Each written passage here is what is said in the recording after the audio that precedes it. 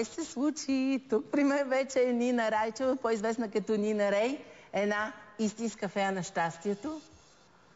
Аз не, че съм нещастна, Нина, но може ли да стане още по? Ами стига да искаш.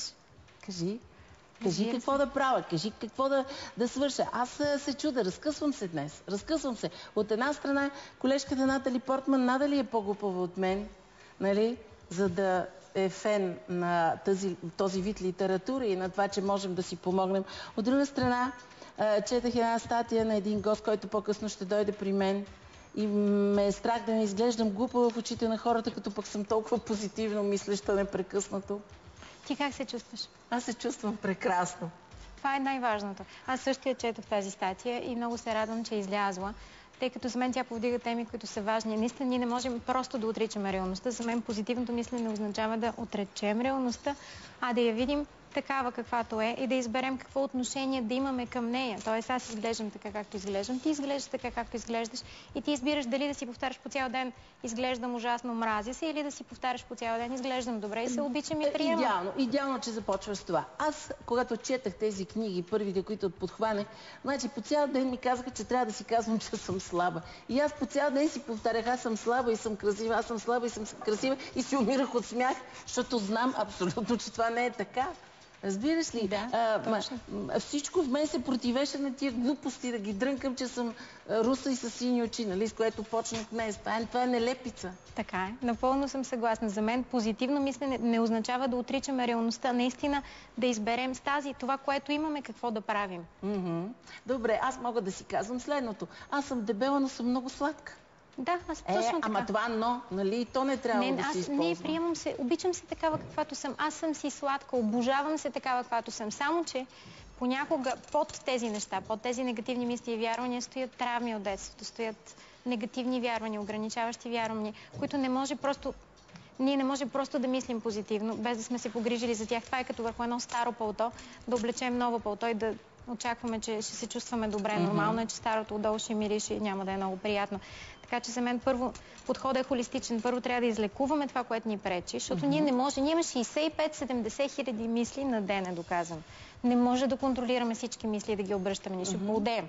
Няма по-нещастни хора от тези, които непрекъснато се опитват да си контролират мислите.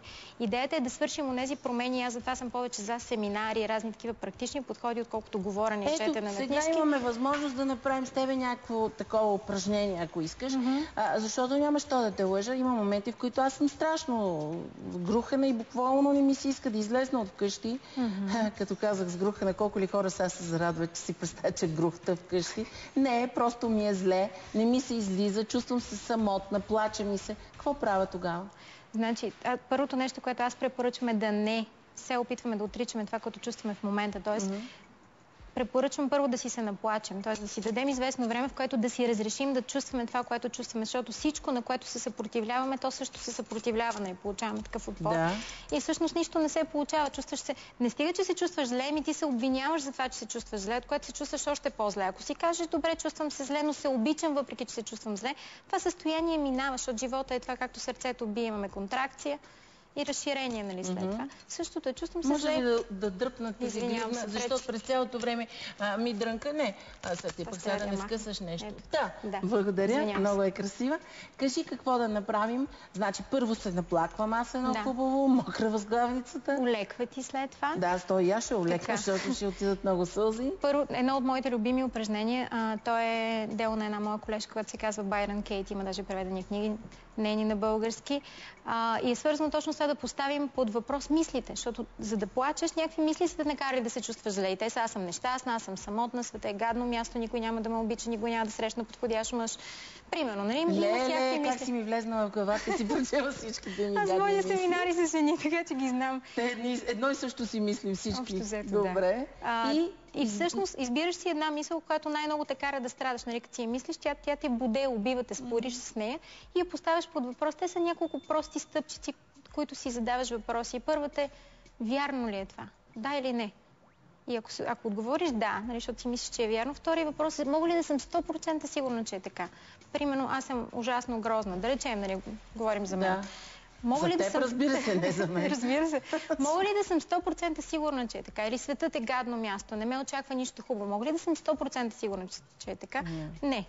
Следващата крачка е, когато вярвам в тази първата мисъл, как тя ме кара да се чувствам. И си отговаряме, как се чувствам и не се чувствам добре. Нали? Когато вярваме на такива мисли, вярваме, не ги поставяме под съмнение. Той не трябва да се държи така с мен, очевидно трябва, щом се държи. Смисъл. Самата мисъл не трябва да ме кара да страдам. Примерно. Тя си има на уебсайта, даже го е пуснала безплатно метода. И като разберем, че това ни кара да се чувстваме зле, как реагираме, когато вярваме на тази мисъл? Ми чувствам се гадно, преяждам, или си пивам повече. Нали, има всякакви поведения, които ни избиват, когато се чувстваме зле. И след това си казвам, добре, мога ли да си представя живота без тази мисъл? Ако аз не вярвах в тази мисъл, каквато е да е тя, как бих се чувствал? Затваряме очи и си представям един живот. Мисъл, ако аз не вярвах, че света е гадно място, а вярвах, че е приятно място. Ума ми търси потвърждение на това, в което вярвам. И го вижда непрекъснато. И си задаваме този въпрос, какъв би бил света моя, без тази мисъл, от което ни помага да я пуснем. И след това си търсиме обратното на тази мисъл, обръщаме я и търсим потвърждение, че тя също е истина в живота ни. На мен ми се случват хубави неща, примерно ако света е гадно място. Не, света е хубаво място. И си търси реални примери обаче. Успехите си, да, но реални примери. Т.е. за всяко едно обръщане на една мисъл намираме... А не да отида на един хубав остров, нали? Те визуализации. Не, реално. Не, защото на тези семинари, на някои от тях, нали, ни учат да си представим, че сме под една палма, охо, сещате ли ветрец, мириса на морето. Така, в едни фантазии ни карат да живеем, което не е истината. Не. Работим с реалността. Значи, тоест, тя картата не е територията, както казват, нали, моите колеги в невролингвистично програмиране. Тоест, реалността е нещо, което аз имам моя карта за нея, моя представа за това каква е тази реалност. Това, с което работим, е нашата представа. И в момента, в който намерим за всяка една такава мисъл по 3 различни обръщания и за всяко едно намерим 3 реални примера от живота, които също са верни, вярването ни в тази мисъл пада и оттам пада и страданието. Добре.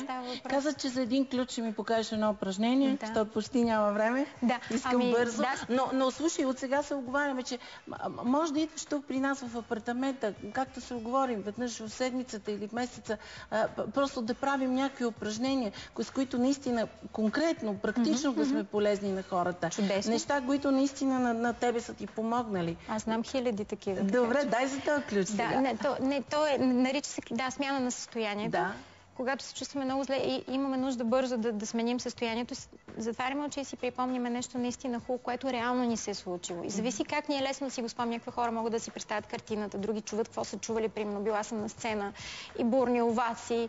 И тялото веднага, и в момента, в който и се опитваме да си върнем това състояние, използваме паметта на тялото. И в момента, в който силно сме си спомнили емоцията, тя вече е в тялото ни, защото то помни, примерно стискаме юмрук. В този момент, когато е най-силна емоцията. Това се нарича закотвяне. И след това закотваме го. Това е жест в тялото. Да го задържа това усещане. И след това, когато имаш нужда, единството, което нужда да направиш, е същия този жест. Аз, понеже съм закотвил, в момента, в който го направя, автоматично се усмихвам по-широко, защото съм го правила вече. Това наистина, но въпросът е, че котвата трябва да се прави и да помниш. Тоест, много е важно, примерно, ако си в лошо състояние, да направиш така, ще те пребиеш, защото вече закотвяш дълго нещо. Получава се натрупване на котва. Това е нещо много просто. Това е като на един семинар, аз се научих с една страхотна думичка cancel, да преминавам през всякакви проблеми. Що му сете, че се ядосвам или викам в колата на някой, защо му викам на този човек нещастен и веднага cancel. И толкова смешно ми става, че се усмихвам и наистина спирам да се ядосвам. Да, аз винаги първо поемам въздух, защото това помага да излезеш от състоянието и нещата се оправят. Може ли жестът да е друг за друг човек? Може, защото малко ми напомня на бойна, в атака. Въпросът е да е нещо, което си помни. Може да се натиснем някъде. Нали? Нещо, което може да си правим дори по бюрото, когато шефа ни се кара. Кажи, шефа ми се кара и какво да си правя аз? Виж, за всяко едно поведение има позитивно намерение. Така че първото е да не приемаме нещата лично. И може да, ако си закотвил това състояние, под бюрото може да събереш палец и показалец. Въпросът е да е жест, който не повтаряш всеки ден в ежедневието. Аз примерно не стискам юмрука. И под бюрото това, което съм си закотвила, нали? Значи, какво ти викам, не си се справила, не са задачи. Аз дишам. Всичко седи на бюрото ти, нищо не си помръднала. И ти какво? Слушаш ме, а отдолу ръката? Дишам дълбоко, не приемам нищо лично. То не е лично, аз го пускам просто да мине. Ето, много хора ще кажат, тъс усмивка е фалшива. Не може ти да отвърнеш с усмивка на човек, който ти вика. Ти още повече се усмихна. Аз съм много добър шеф, явно. Не знам. На завършването, на моите семинари на завършването, защото там особено силно се усмихвам, ми бяха казали, че съм много изкуствена. Така ли? И аз казах, вижте, излезте на улицата, вижте как изглеждат хората. Нормално ние да изглеждаме изкуствени, да. Добре. Много ти благодаря. Ще го пробвам това и на следващата ни среща. Май точно с юмрука ще си го направя. Да, защото не свивам често юмрук. Трябва да е непривичен жест. Да, защото иначе там има закотвени много неща. Добре, сега няма да правя нищо с този юмрук. Няма да бия до вечера детето вкъщи с юмруци, за да си го запаза за закотване. Шегоритъм, казва тук редактор наш. Много ти благодаря за това. Вие останете с нас, защото след малко ще дойдат много интересни следващите ни гости.